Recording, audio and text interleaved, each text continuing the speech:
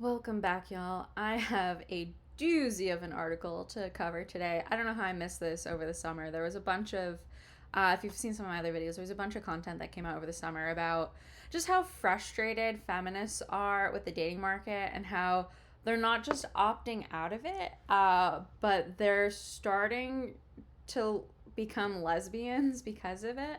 Like out of their frustration with men, they're just kind of throwing their hands in the air and becoming lesbians. There's an article in the New York Times that went viral that talked about heterofatalism and how just women are going their own way. They're done with men, but they're not necessarily giving up on relationships. They're just kind of changing teams. So this article popped into my feed today. It's back from August, and it dives into just that. This is about a woman who was married to a man, got a divorce, and decided to start dating women. So let's dive into this. So the article is about this woman right here. Her name's Corinne Lowe. She's a economics professor at the University of Pennsylvania. Let me turn on my highlights real quick. Okay. So in the opening, it talks about her first marriage, and I just have so many questions about this. So she says her first marriage to a man ended in divorce after she twisted herself into knots trying to accommodate his needs. In Having It All, her latest book, she described shouldering the vast majority of household tasks, from cooking meals to dealing with Amazon returns, even when she was the primary breadwinner and commuting from New York to her job in Philadelphia. So this keeps coming up a lot. This is a consistent theme amongst feminists that they're shouldering too much of the burden of managing a household, of being a wife, and there's too much quote unquote mental load. And reading this, like I just have a lot of questions. So it talks about her twisting herself in a knot trying to accommodate his needs. And I'm a sample size of one. So maybe I'm missing something here. But I find men to be very simple creatures. They have very basic needs. If anything, it's women who are the ones that have very complex needs. I mean, I just got married recently, and participating in the wedding industry was completely eye-opening to me. I had some vendors for like hair and makeup. There was one in particular for makeup who quoted me $800 to do makeup on my wedding day. We had a very simple, low-key, laid-back ceremony. Nothing crazy, but the thing that really stood out to me about participating in the entire wedding industry is that it's an industry for women, catered by women. So the vast majority of the vendors you're probably going to deal with if you're getting married, when it comes to picking out a dress, if you have a wedding coordinator, hair and makeup, catering, all that kind of stuff, you're probably dealing with another woman. And one of the things I encountered was that a lot of vendors have protocols in place because they're absolutely terrified of dealing with women. So for hair, for example, a lot of places won't have minimums, so they won't do small weddings. But on top of that, they also want to do consultations well in advance because they don't want to screw up your hair, because they're deathly afraid of bridezillas. And I think some hair people and some vendors kind of take advantage of this. But I understand their concern, because if you watch, any social media content about all these immaculate weddings, it's clear all the vendors and everyone who is putting that party on, they're bending over backwards to accommodate to the needs of the bride, not the groom. I would love to see a groomzilla. Like, there's a reason why they don't exist. And so I'm convinced, after just going through that entire experience, that really women are the problem. They just have really unrealistic expectations. And so when she talks about twisting herself in a knot trying to accommodate his needs, I think it's her perception of his needs. Like, most men, they just need love and support. They need fed. Maintaining a house isn't crazy difficult. Just keep things tidy. Do the laundry. And I've done in other videos how you can outsource all of that stuff. So if you are a career woman like this individual and you are commuting from New York to a job in Philadelphia, and there's stress, use your breadwinning power to offload some of the labor onto someone else. Hire someone to do your laundry. Hire someone to, go grocery shopping for you. Like, there's just so many options that modern women have available to them, and they just, like, complain, like, oh my gosh, like, men just want so much from me. But I think it's pretty clear that it's women who are the needy people in relationships. It's not men. And so she says the turning point came soon after their son was born in 2017. She found herself pumping in an Amtrak bathroom on her commute, crying because she wouldn't be back in time to put her son to bed, while her husband was making no money, working from home after he left his job in marketing to start a business. So right here, I hate how the language disparages men. It's like it kind of frames it like he's doing his own thing, he's having fun, he's not taking any responsibility.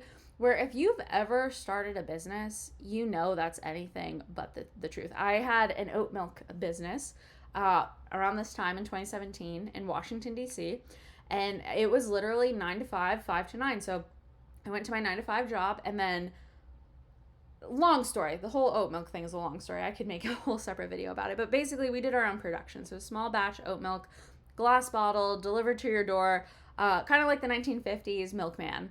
And so I produced all of our milk, had a whole process for producing it. And then I delivered it to our customers. So I drove all around the District of Columbia delivering it. And there were, times I would have to get up, 2, 3 in the morning, get to the kitchen, prep everything, and then, have everything delivered before I had to go to work. And it is exhausting. So the idea that her husband left his job in marketing to start a business and that she's disparaging that kind of tells you the type of woman that she is. Anyone who's started a business, because it's not easy. You don't just leave your job and like pretend to play business. Like, there's a lot of work that goes into it. There's a lot of anxiety, a lot of risk, a lot of sleepless nights.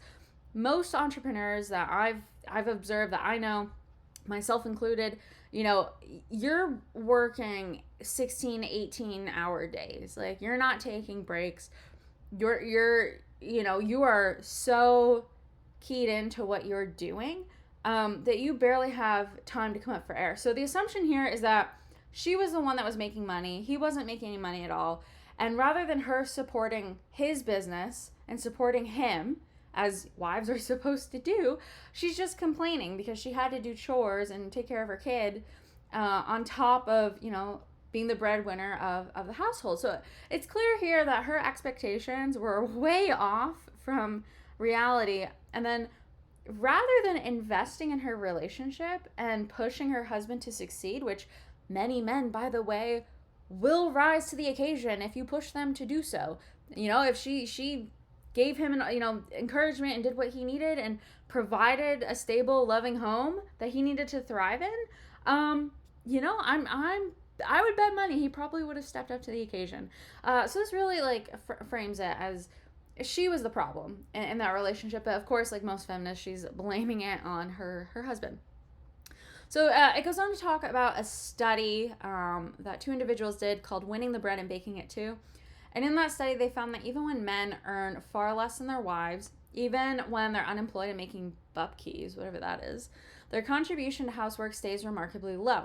In fact, women's time spent on housework actually fell after they divorced, and men's rose, indicating that men technically could perform basic chores, but were simply electing not to do so. Okay, this right here is journalistic laziness. I hate when journalists do this. They just draw broad, sweeping conclusions. Like this, I'm assuming they use the American Time Use Survey, which is an actual formal survey that quantifies estimates of how much time people spend on household chores. And with stuff like this, social scientists tend to cherry pick whatever data they need to validate their assumptions. So something like this, I would love to know more details.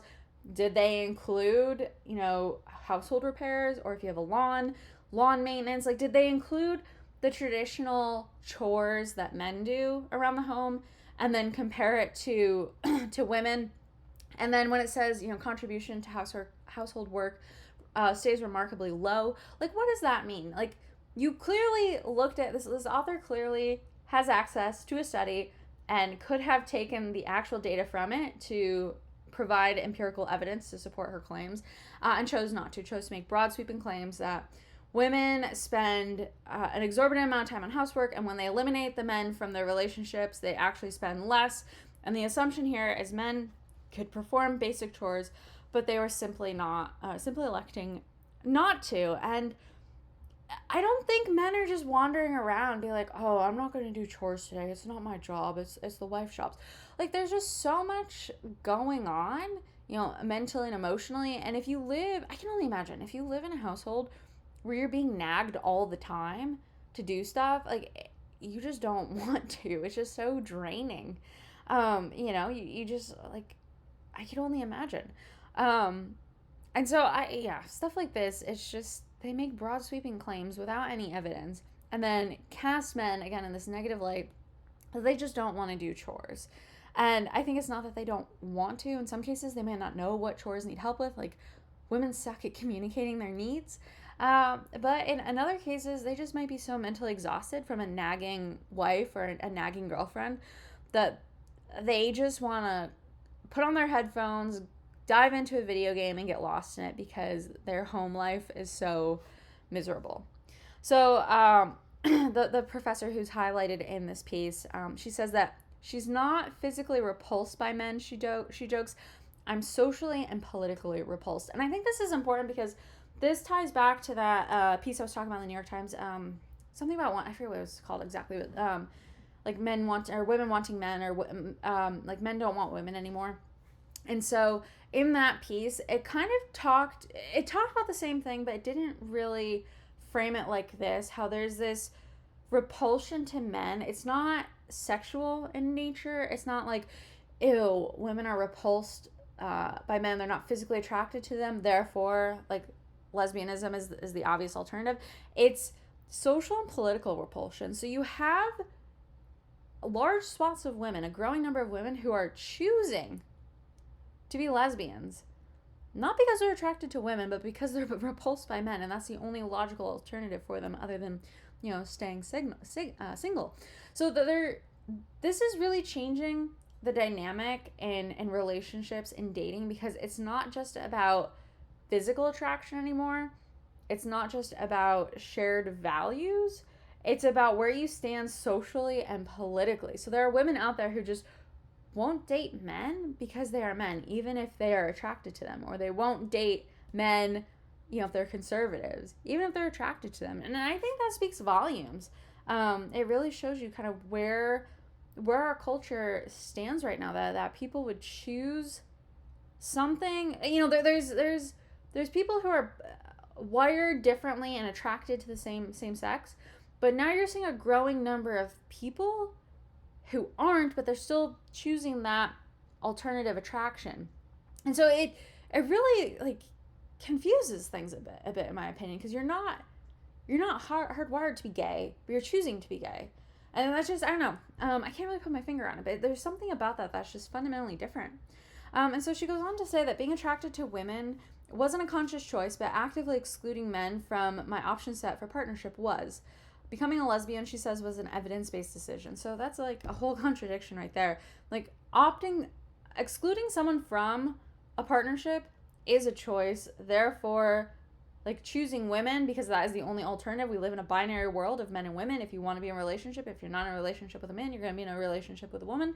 Like, if you exclude one of those, like, your only other option is what remains. So it is a choice. It was a conscious choice. If you're consciously excluding men, you're by default consciously choosing women. I'm curious. It says evidence-based decision, but this article gives absolutely zero evidence for it. And it's striking because the title is "This Economist Crunched the Numbers and Stopped Dating Men," yet nowhere in this article does it actually provide the numbers. Like, I was expecting to see a mathematical equation. I was expecting to see maybe time and chores, so looking at the time use survey, or financial information, women are coming ahead.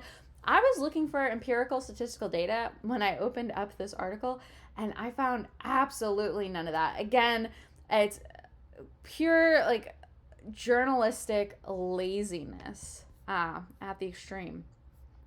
So her take on heteropessimism, so this is what people are starting to call this, and this is the ambient disappointment with men that straight women have been registering since at least 2019. I think this is a byproduct of Me Too. If you look at the timeline of when a lot of this has started happening, I think it's a byproduct of Me Too, and another reason why that entire thing was so detrimental to society. This was heteropessimism was a term coined by a theorist named Asa Saracen, but it relies on the argument that men are less mature, less educated, and less emotionally available than their female counterparts, and so straight women have despaired at their options. A growing number of women are remaining single, making what Lowe sees as a rational choice to pass on the current dating pool. And this is absolutely wrong. I think a lot of this is based on where you live and how you yourself identify in terms of values, in terms of politics, and things that are important to you. If you are a feminist woman who lives in a highly liberal area and you have expectations that, one, the man is going to make more than you, be more educated than you, but also placate to all your needs, you are looking for unicorns. They don't exist, okay? Like, very, very few liberal men check all those boxes and meet that criteria. The vast majority of men want families, and they want wives and mothers who will help them in that quest. So if you're not willing to meet men halfway, if you're not willing to enter into a relationship as it is, two people forming and becoming one, if you're not willing to do that, if it's only you and your needs and your wants and your expectations, like, it's not going to work. And changing teams doesn't change that, by the way. Like, that's a you problem. That's not a dating pool problem. So this really signals to me that there's a rising group of women who just don't have their priorities straight. They have mixed priorities, and they want a reality that caters to them and their needs, and that's just completely unrealistic. So of course they're gonna see the dating pool as not meeting their needs, because their needs aren't rational in any sort of the way. So it's ironic that she says she sees passing on the current dating pool as a rational choice when the inputs, the thoughts, the requirements, the expectations contributing to that choice aren't rational to begin with. Okay, so this piece, oh my gosh, this writer. So she talks about heteropessimism and how a largely male political leadership in this country is pushing women to have more babies. Tech authoritarians like Elon Musk are fomenting a natalist cult, and conservative women with social media followings in the millions are ginning up grassroots enthusiasm for lifestyles centered on traditional gender roles, heavy on the homeschooling, wellness, and from scratch breakfast cereal. I don't know anything about that. That is terrible. I can't wait to homeschool. Like, I am so thrilled to do that. I've always loved wellness and taking care of my body and eating fresh scratch cooked meals. Like, I love doing that. Like, my husband called me a little while ago and he said, "Hey, what's for dinner?" And I said, I was thinking making pita and falafel and homemade tzatziki. He's like, "That's great." Okay, so that's what I'm making for dinner tonight. Homemade pita bread from scratch, homemade falafel from scratch, homemade tzatziki from scratch. Like, that's just what I do. That's what I love. And I hate, again, how disparaging this is. Like, is going to the Whole Foods hot bar every single day the better alternative?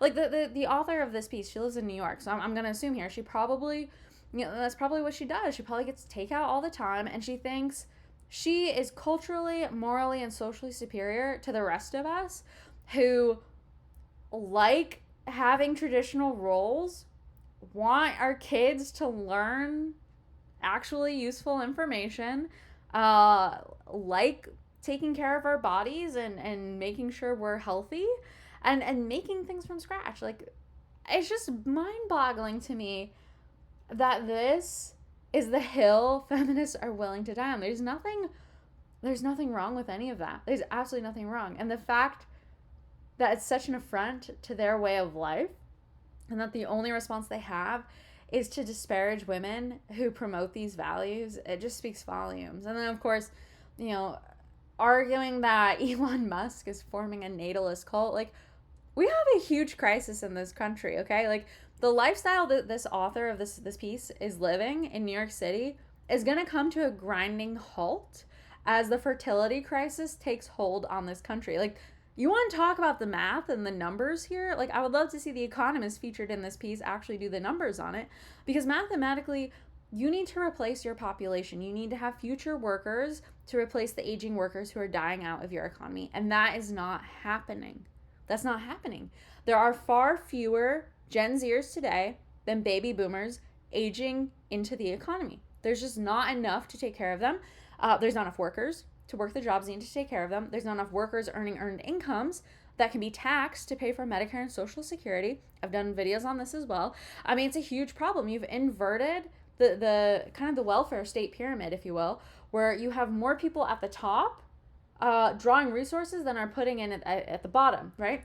And so that's only going to make things worse over time, especially when you have entire industries that have to shut down, and towns that become ghost towns, and communities that go without essential services, just because you don't have enough people to provide those services. So I mean, I'd be curious to know, like, I'm from upstate New York originally, and there's a disdain for New York City. For, if those of you are familiar with New York State, the bulk of New York State is farmland.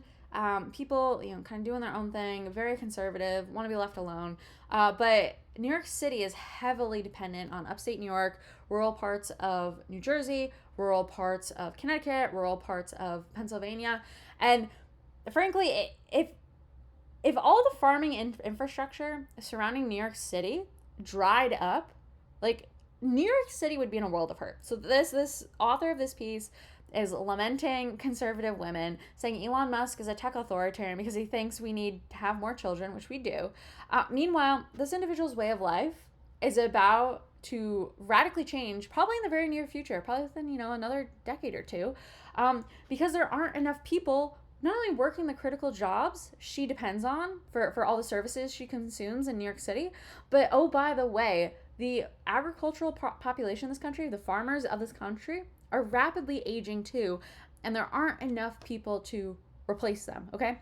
So what happens when the farmers in upstate New York and the farmers in Pennsylvania and New Jersey and Connecticut die out and there's no one to replace them?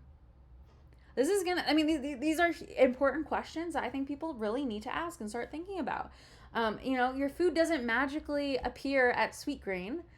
There's a whole process to get it there, and it has to be cultivated and transported. And if you don't have people working these jobs, you don't have a replacement population, your civilization is going to die out. So yeah, I'm glad Elon Musk is raising attention to this, because he understands how imperative this is for the survival of the United States and Western civilization. But I hate how women like this, like the author of this article, use their positions as journalists and moral social elites to tell conservative women that they're wrong for wanting to homeschool their kids and feed them homemade soup and bread every day. Like, it's just a complete inversion of values, and I think this will come back to bite women like this in the future. Okay, so it goes on to say, ironically, we disparage the scratch-made breakfast cereal, but then here talk about how this woman and her wife are teaching their 8-year-old child to cut vegetables for fresh corn chowder and salad with a cilantro dressing and pickled onion. So wellness is bad, scratch-cooked meals are bad, but they're just going to do it too.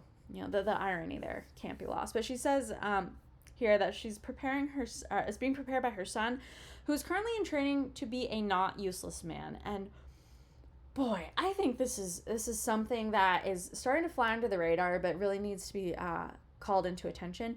You have a growing population of not just feminist women who are voluntarily choosing to be lesbians because they're fed up with men. They're also grooming their children in their ideology. So I've seen videos of this. You have feminist women who hate men so much that they are ashamed to be mothers of boys and are transitioning their children, forcing them to become girls. Okay? So this is happening. I've seen too, with IVF treatments and like gene editing technology, eugenics is now more possible than ever before. And you have women who are choosing the gender of their babies to not be men because they hate men so much. So whereas in the past, there were problems across different civilizations of infanticide, killing infant girls.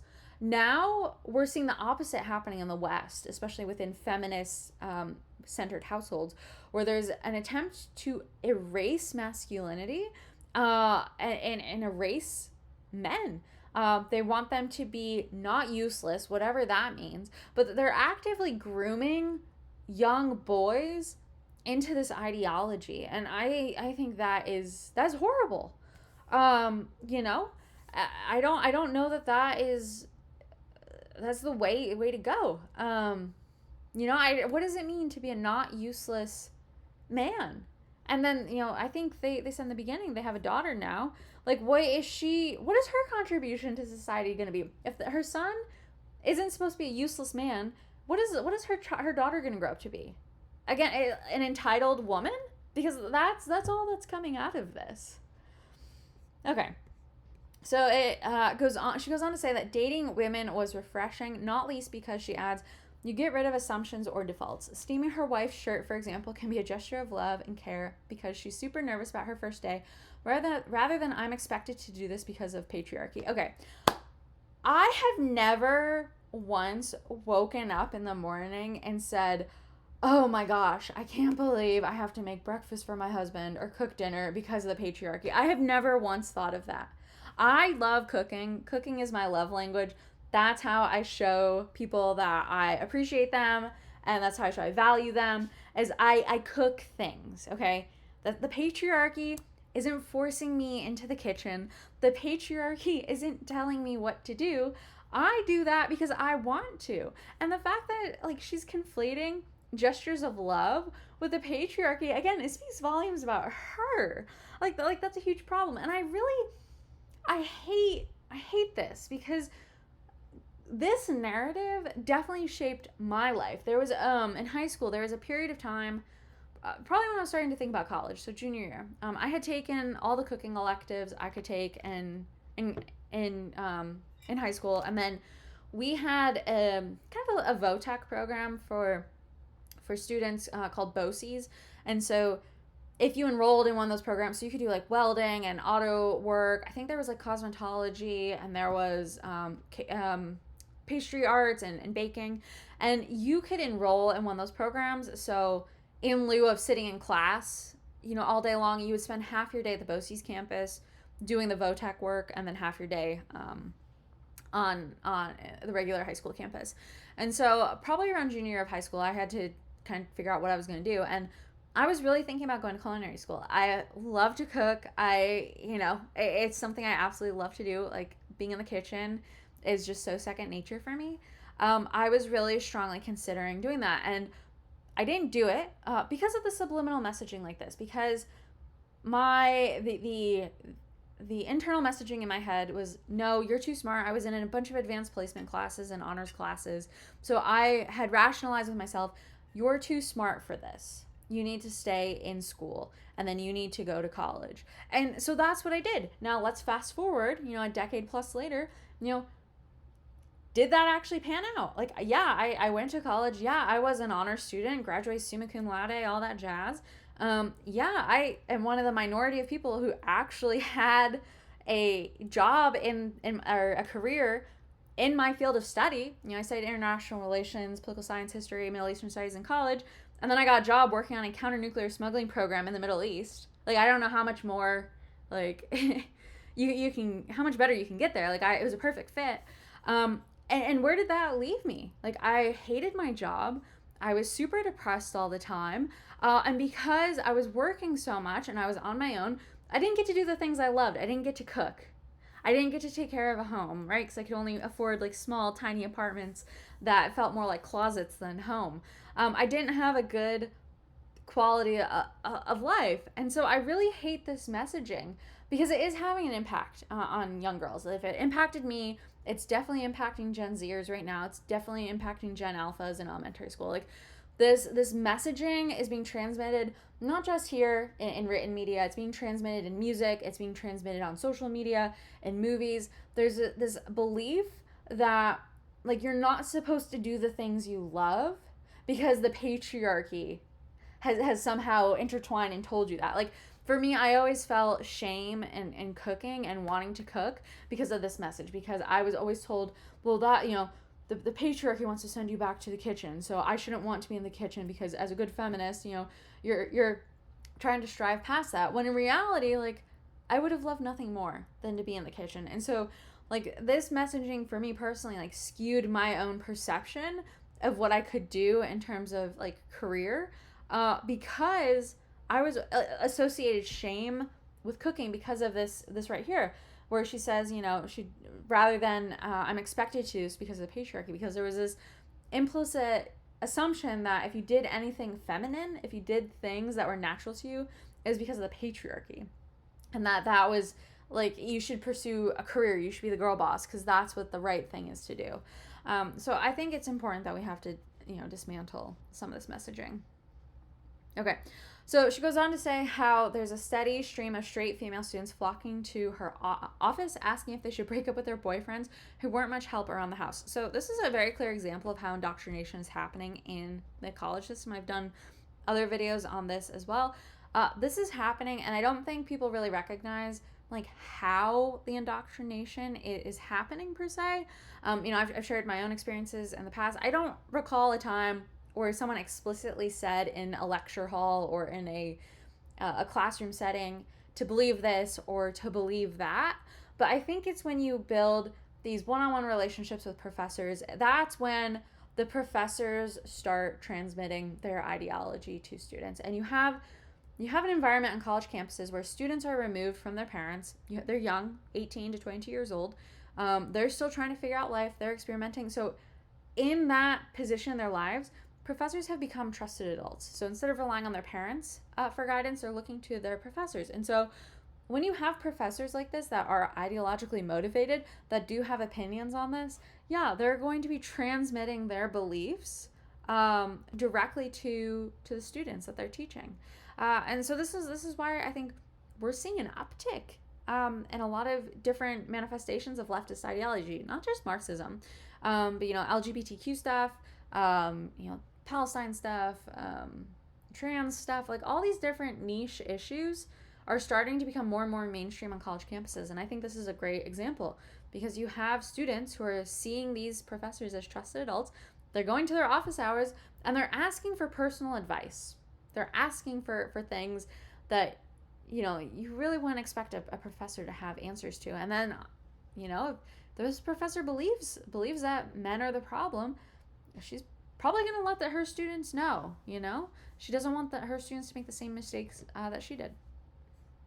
Okay, so it goes on to conclude that it's not clear where systemic change will come from at a time when men often hear from other influential men that women should exist only to breed children and keep house. I don't know. I mean, unless the author here is referring to Andrew Tate, I don't know where she's getting this from. And I say this as someone who has listened to a lot of these influential men myself. I love David Goggins. I think he's a huge inspiration. Jocko Willink, fantastic. I used to follow Gary Vee religiously. And these are, when I think of influential guys, like this is what I'm thinking of. All the productivity gurus, habit tracking, like people like Tim Ferriss, people like Ryan Holiday, like those are all people guys I've followed. And not a single one of them has ever said that women should exist only to breed children and keep house.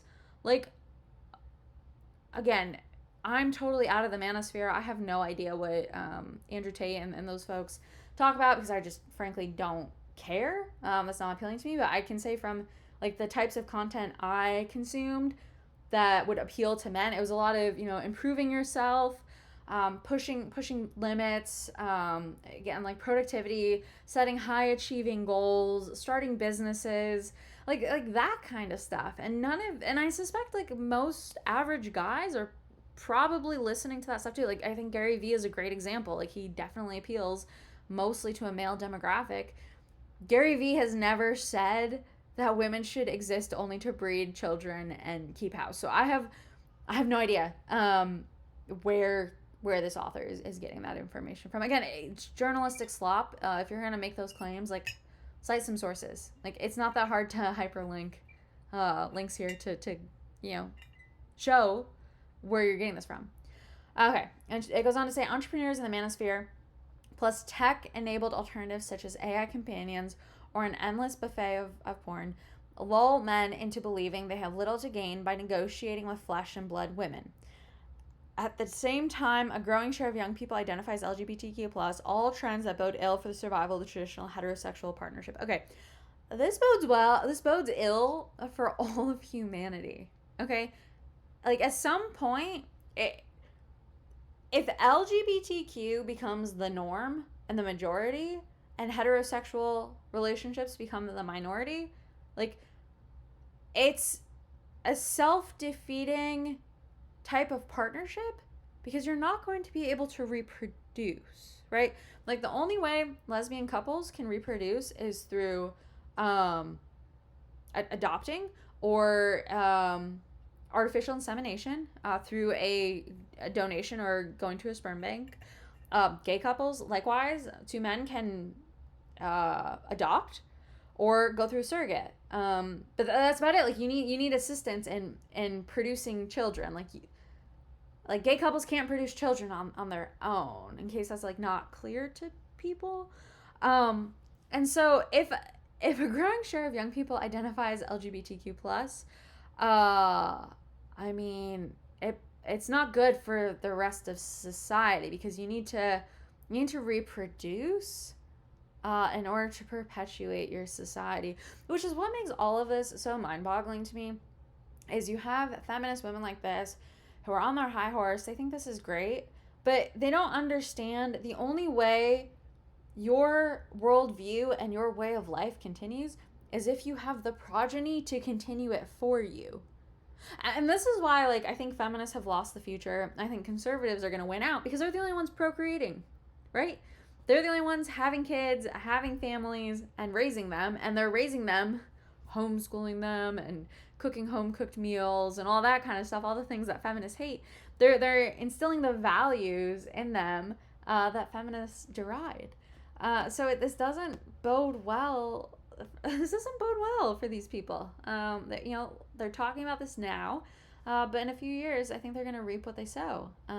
This isn't like a win. I don't see a logical end state where this is a win for anyone. But like I said, this article was framed as an economist who crunched the numbers and stopped dating men, and you could see that it covers absolutely none of that. There's no statistical or empirical evidence at all in this essay, just a bunch of broad sweeping claims about men, and the perception that men are the problem in relationships, and that the only alternative is for women to date other women.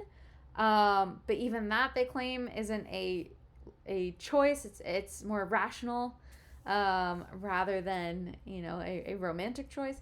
It's just a real inversion of relationships and the purpose of relationships, and it really highlights the problems. Like, okay, these people were married last year, so I'll give them a couple more years. I would be shocked, frankly, that this is a healthy marriage that survives. Like, if this woman had issues before with her husband, swapping him out for a wife isn't going to make things better. It's a her problem. It's not the other person that's the problem. They'll find something to complain about and still blame the patriarchy. So this is where we're at. But it really highlights the transition that culture is going in, and how a growing number of feminist women are taking this approach. They're not just going their own way. Like, at least men are so fed up with women, they're like, I'm done. I'm gonna play video games and work on myself and do my own thing. Like, women are just trying to swap men out, and I don't think that it solves the problem. Like, I think it creates more problems than solves them. But that's just my opinion. I would love to know what you think. If you got any value or came to any conclusions going through this article, and if you do think that it's a rational choice for women not to date men, I'd love to know your thoughts on this piece. As always, thank you so much for watching. I'll see you in the next video, and don't forget to like and subscribe if you haven't done so already. Thanks again, and I'll see you later.